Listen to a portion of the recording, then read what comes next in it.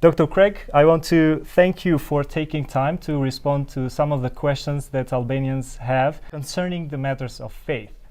I want to start our conversation together discussing a little bit about the name of your ministry, Reasonable Faith. So these two words that you have put together, reason and faith, aren't they incompatible with each other? Generally, it seems that either one accepts something as true by faith because it is divinely received and believed as such, or one uses reasoning to arrive at the truth. Don't you see a contradiction here? I don't, Colin, at all. The name comes from my book, Reasonable Faith, which was actually suggested by the publisher. This was the publisher's idea for a title of the book. And to be honest, at first I didn't like it because I thought it was sort of boring. Reasonable faith, that doesn't sound very exciting or controversial. But as you point out, what I didn't realize is that in the minds of many people, this is very controversial to talk about reasonable faith. It sounds like a contradiction to some people.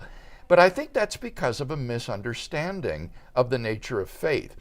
Faith, in the biblical sense, means trust or commitment to what you know to be true. And so on the basis of reason, we can know something to be true, and then we can put our trust or commitment in that thing on the basis of that conviction. So to give an example, several years ago, I had eye surgery. Now, before I would allow someone to cut on my eyes, we did research to make sure who was the top corneal surgeon in the United States.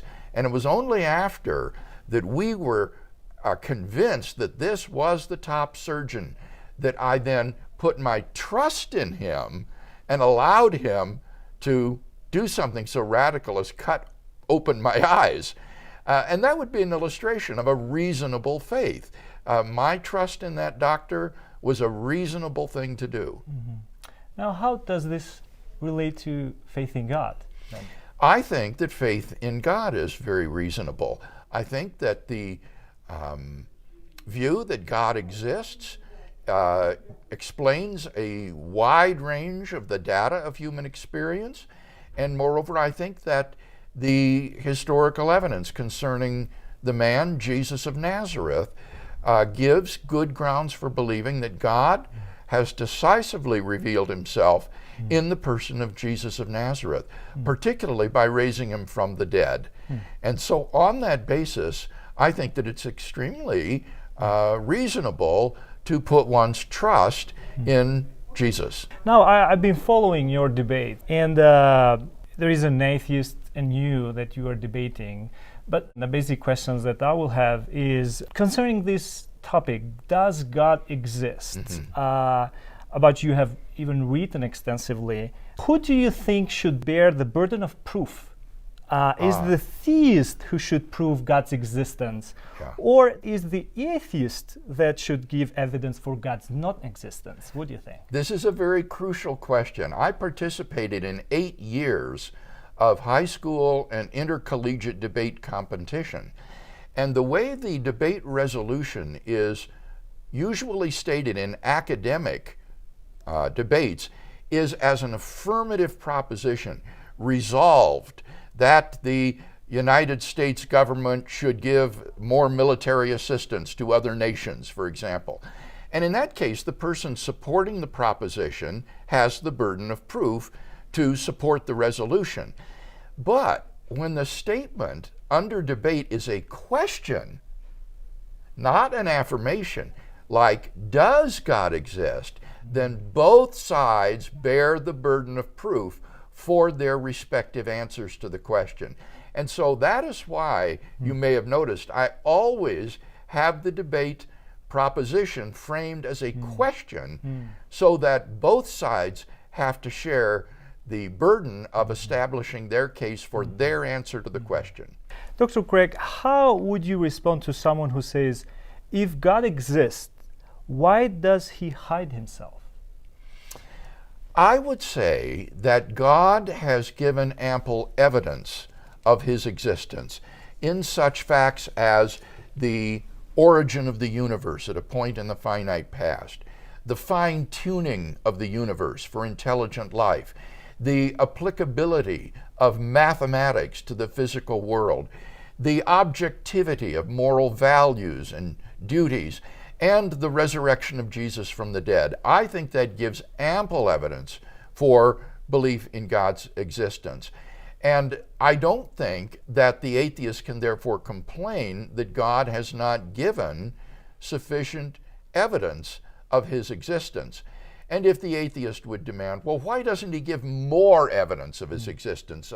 He could have made his existence patently obvious by, say, writing his name in the stars, God exists, or something like that. I would say in that case, God knows how much evidence to give to allow free people to make a rational decision as to whether they not want to trust him or not, and that it's perfectly plausible that God knew that if he gave any more evidence of his existence, it wouldn't do any good in bringing more people to a saving love relationship with God. They might believe that God exists if he wrote his name in the stars. They might add an additional item to their inventory of things that exist. But that's no reason to think it would produce a love relationship with God, which is what God is really interested in. He's not interested in just getting people to believe he's there. He's interested in having a love relationship, a saving relationship with people. And I think it's very plausible that God knew that the provision of more evidence, in addition to the evidence we have, wouldn't have done any good in bringing about a greater love relationship between people and himself. I want to respect one of the main concerns that those who reject the existence of God bring, and that's the argument of evil and suffering in this world. And if I would put in premises, it will go like this. If there were a God, then he would have put an end to the suffering and evil in the world. We all know that suffering and evil exist, therefore it follows that God does not. Do you find this argument convincing? I really don't. I understand the emotional force of the problem of suffering and evil. There's no doubt that this makes it emotionally difficult to believe in God. But when I assess this argument as a philosopher, I think that that first premise lays a burden of proof on the atheist that is so heavy that no atheist has ever been able to bear that burden of proof. The atheist would have to prove that it's either impossible or improbable that God has morally sufficient reasons for permitting the evil in the world and for waiting to bring it to an end. I see no reason to think that he should have done so by now, rather than thinking that at some point in the future God will eventually roll up the scroll of human history and the suffering and evil in the world will then come to an end. So I remember who has the burden of proof here to support the premises. This is an argument from the atheist. And so he needs to give a good argument to think that if an all-loving, all-powerful God exists, he would by now have brought the evil and suffering to an end. And I see no way of proving such a thing. Now, in your book, Philosophical Foundations, that you co-authored with J.P. Moreland, in the chapter discussing the theories of knowledge, you write something along this line. If we are capable of knowing something, this presupposes a designer of the faculties that make knowledge possible. This sounds as if you would make from this an argument from knowledge for the existence of God. If that's the case, how would you phrase this argument? This is an argument that comes from the great philosopher Alvin Plantinga. And what Plantinga argues is that the best theory of how it is that we know something to be true is when our cognitive faculties are functioning properly in an appropriate environment. And he examines alternative theories of knowledge and shows their inadequacy. And the way in which he shows the inadequacy of these alternative theories is typically to conduct thought experiments in which all the conditions for knowledge are met on those theories, and yet it's obvious the person doesn't know what he believes. And the reason he doesn't is because his cognitive faculties are malfunctioning. And so Plantinga says the best account of knowledge will involve this notion of the proper functioning of your cognitive faculties. But then you see this puts the atheist in a real awkward situation, because what account can a naturalist give of proper functioning? Proper functioning means something is operating as it was designed to function. And what that implies is that there is some kind of a designer of our cognitive faculties. And so Plantinga says his whole theory of knowledge is a sort of argument for the existence of God. In your writing, you also discuss the fact that some atheists deny the existence of God, not because they don't find arguments for God's existence, but because they do not want to accept the divine authority upon their lives. And you call this in your writings the cosmic authority problem. Proponents of this kind of atheism, which involves thinkers like Thomas Nagel, Yes. explicitly state that they do not want there to be a God. Now, how would you explain this? Are there different levels of atheism? Or would you say that all atheists do not want there to be a God, and Nagel is among those who courageously admits that?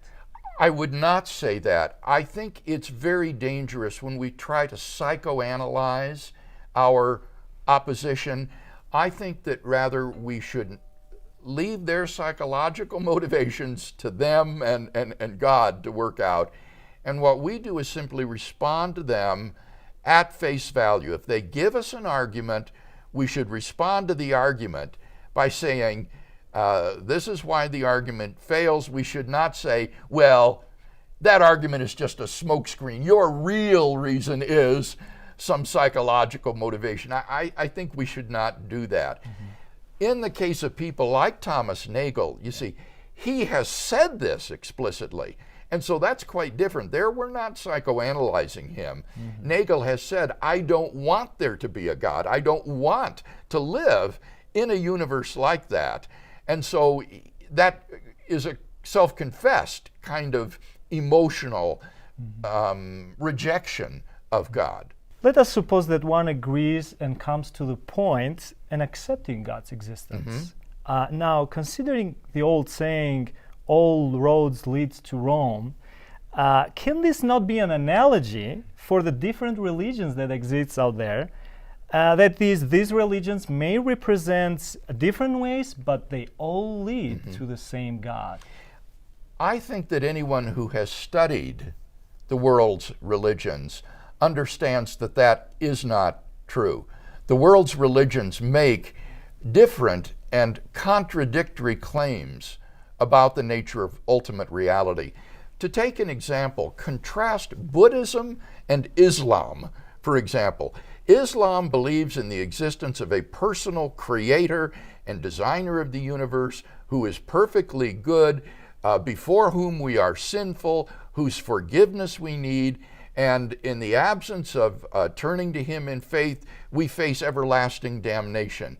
The Buddhist believes none of that. The Buddhist believes that reality is ultimately impersonal, that we have no soul, that there is no difference between right and wrong, and therefore there is no problem of guilt, nothing to be forgiven, and when we die, we simply return to the whole and are personally annihilated. So Buddhism and Islam have almost nothing in common, and therefore it's simply impossible to say that they both teach the same thing. Mm-hmm. Now, if the arguments for the existence of God that I have offered are sound arguments, they narrow down the possible candidates for the true religion to just a handful. They will eliminate not only atheism, but also polytheism, all sorts of pantheistic religions such as Hinduism, Buddhism, Taoism. They basically narrow down the options to Judaism, Christianity, Islam, and perhaps deism, a sort of religion of nature. And so that will be the choices from which you have to make your pick if these arguments for God's existence are sound. Okay, let's talk from there. Why should one choose Christianity then? Why is the Christian God more convincing than the deities of other religion? And we are talking now for monotheistic religions. Yes, that's right. I think you need to look at the person of Jesus of Nazareth to answer that question. Our viewers need to understand that Jesus of Nazareth is not just a religious figure in a stained glass window in a cathedral. Jesus of Nazareth is a real person of history whose life can be investigated by the ordinary canons of historical research, just like Alexander the Great or Julius Caesar. And the question will be, which of these religions of the world give the best account of Jesus of Nazareth? And here I think the Christian account of his life and teachings, and particularly of his resurrection from the dead, is superior to these other religions. Take, for example, Islam. Islam denies that Jesus was even crucified. It says in the Quran, they did not crucify him, neither did they kill him. It only appeared to be so. Well, this is a huge embarrassment for Islam, because the one single fact that is universally recognized by historical scholars about Jesus of Nazareth was that he died by Roman crucifixion. And yet this is the fact that Muhammad and the Quran chose to deny about Jesus, and therefore it cannot be an accurate, true understanding of who Jesus of Nazareth was, because it gets this central fact wrong. Mm-hmm. Could it be Judaism? That will depend then on if you think that Judaism gives an adequate account of this man, Jesus. Mm-hmm. Jesus had a radical self-understanding. He claimed to be the Jewish Messiah. He claimed to be the Son of God in a unique sense that set him apart from Jewish kings and holy men. He thought that he was the divine human Son of Man prophesied by the prophet Daniel in the Hebrew Bible. And he was eventually condemned by the Jewish high court in Jerusalem on the charge of blasphemy for making these claims, and then delivered over to the Romans for crucifixion on the charge of treason for making himself king of the Jews. Now, if that were the end of the story, then I think the Jewish person might be justified in saying this man was just another failed messianic pretender who got himself crucified by the Romans for his arrogant and blasphemous claims. But if, as the early Christians claimed, God has raised him from the dead, then that means that the God who was allegedly blasphemed by Jesus has publicly and unequivocally vindicated those allegedly blasphemous claims for which he was crucified. And so the key question here will be, what happened to Jesus after his crucifixion? And very quickly, the majority of historians who've explored this question agree on three facts. Number one, that the tomb in which Jesus was buried was found empty by a group of his women followers on the Sunday morning after his crucifixion on Friday. Secondly, that thereafter various individuals and groups of people experienced appearances of Jesus alive from the dead. And thirdly, that the original disciples suddenly and sincerely came to believe that God had raised Jesus from the dead, despite having every predisposition to the contrary. Now, those are the facts. The only question is, how do you best explain them? And I cannot think of any better explanation of these facts than the one that the disciples themselves gave, that God raised Jesus from the dead. And for that reason, I think the Bible-believing Jew should say, he was the Messiah after all, and I'm going to follow him and make him my Lord. One of the objections that I've experienced in my ministry in Albania is that despite Jesus' redemptive work on the cross, it seems that not all people will be saved, and some of them will end up separated by his presence. So why can't an all-powerful God forgive all people? God could extend forgiveness freely to all people, but that forgiveness has to be received in order for reconciliation to occur. And so long as people have free will, God cannot coerce them to accept his pardon of their sins. So in one sense, I don't think God sends anybody to hell. He stands with open arms, ready to forgive and reconcile. But people freely and irrevocably reject God and so separate themselves from him forever. So in one sense, God doesn't send them to hell, they send themselves. So I would say that God does freely forgive all persons. At least he offers that pardon to them, but it's up to us whether we will accept that grace and that reconciliation or whether we will refuse it. Is it any final message, Dr. Craig, that you would like to address our viewers in Albania? Well, I think that Albania has suffered enormously for many, many decades under the tyranny of Soviet Marxism.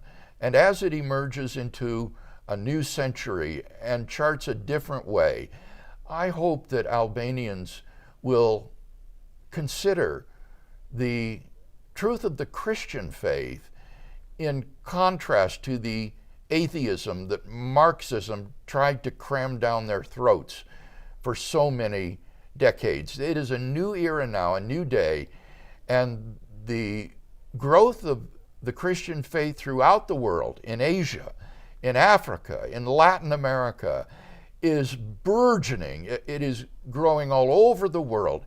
And I think it would be wonderful if Albanians were to consider afresh the claims of Jesus Christ and to turn to him for finding reconciliation and fellowship with God.